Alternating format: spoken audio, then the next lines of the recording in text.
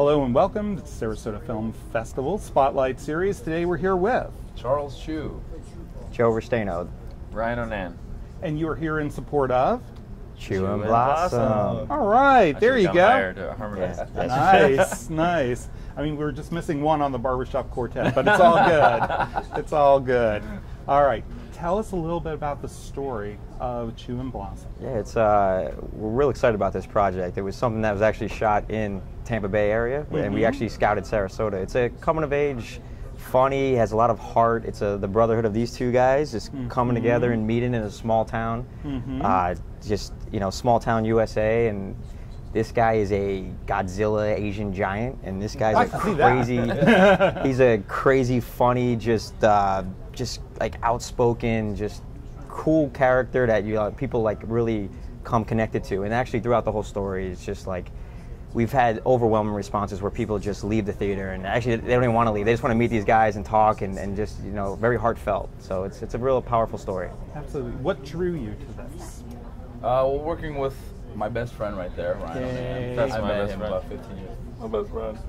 My boss, dude. That's my friend. But working with him was very appealing to me. That's the reason why we started this whole thing, is just to work together. And we wrote this project 6-7 years ago, and it finally shot about 2 years ago, and it's now coming to. Well, let's get into the writing, the creation, the genesis of this project. Would you like to? Yeah, you know what? Charles and I, we grew up on opposite coasts actually, and we're both kind of misfits in our own right, and I think we both just identified with the marginalized, I think, and so we thought who would be really even just visually, a misfit character, and so the idea of having a extremely tall Asian foreign exchange student landing in like small town America, we thought would be really fun.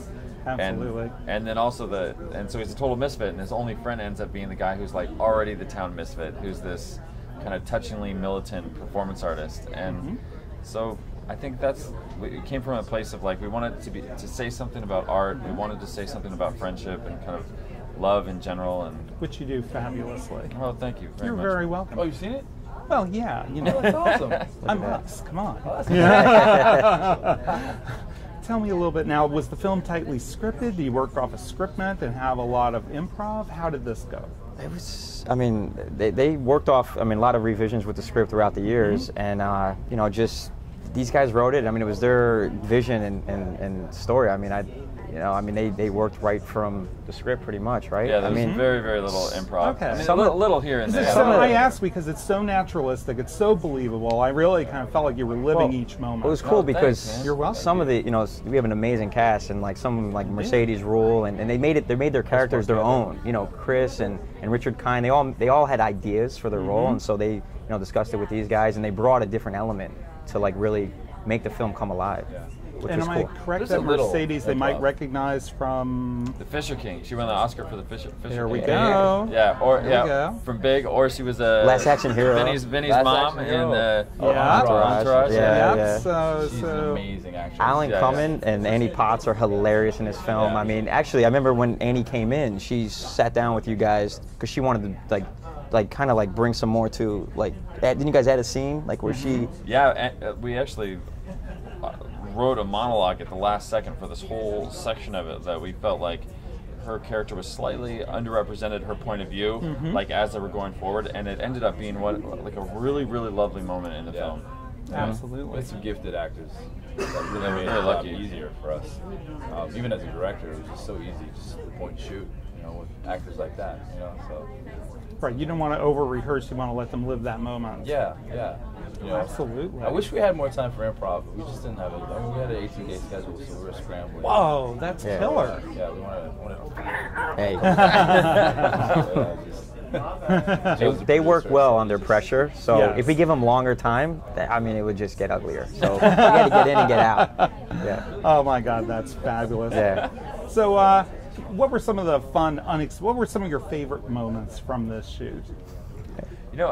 For me, something that I always think about is we have this scene where Charles and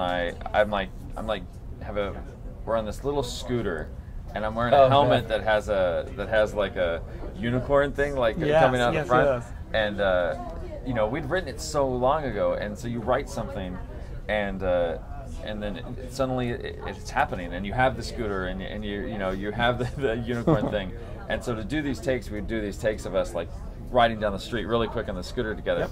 But in order to do that take, we would like go all the way around this block. So like, so as we were going around the block without any kind of camera or film or anything, here we are in this scooter together, and we'd have these little like brief conversations of like, man, here we are. I can't believe, we're on this thing. We're doing this. Can you believe this? And then we'd come around the corner, and like the cameras would be there, and it was a really neat moment. Wow, fantastic. For me, it was I think it was the last day of shooting. The very last day of shooting. It was the 18th. We actually extended it one day, so it was the 19th day of shooting, and we hadn't slept in. I mean, like, especially me and Ryan, we hadn't slept at all. Like, probably like an hour a day or 2 hours a day or something like that.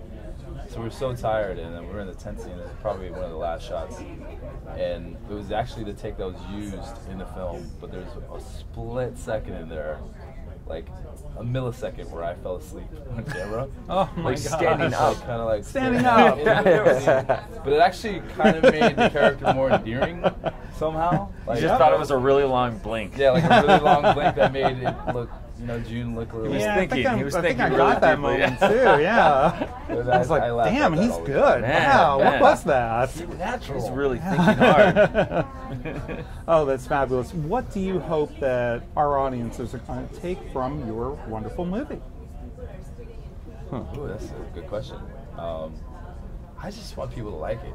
I just want people to like it and kind of Connect to it. I mean, connect to the characters. Yeah. We've heard that a lot. Like people, I remember the last screen in here. Actually, someone just said, he just felt like every character was so believable and he connected to all of them, which was that's what you want. I mean, that where people feel empowered to, like believe in the whole story. I think hearing people laugh in the theater is so rewarding because you don't really hear the laughter while you're in post. When you're editing and stuff. You just are amongst your editor and the directors. That'd be weird if you did hear laughing. That would be awesome, Wow. Yeah, right? Laugh out loud. I think you'd have problems. Now, have you done your first screening yet? Have you done your first Q&A yet? Yeah. Tell us about that. Oh, wow. Yeah. It was awesome. Ryan's kind of a pro with Q&As. He's been doing it for years now.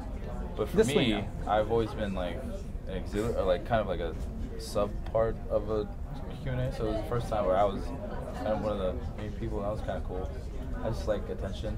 The audience has been awesome. I mean, it's been really nice. I think there's a little spark in there, hopefully that makes people feel maybe a little less alone when it comes to like their own personal weirdness that we all have, And got to embrace that weirdness. You got to embrace the weirdness, right? Yeah. So it's been really kind of taken under audience's wing in a lovely way that we've been, kind of overwhelmed by. It's been nice. Yeah. Lovely is the exact right word to describe this film. Thank you for being here. It's been an honor. Thanks a lot, man. Scott. Thank you so much for having us.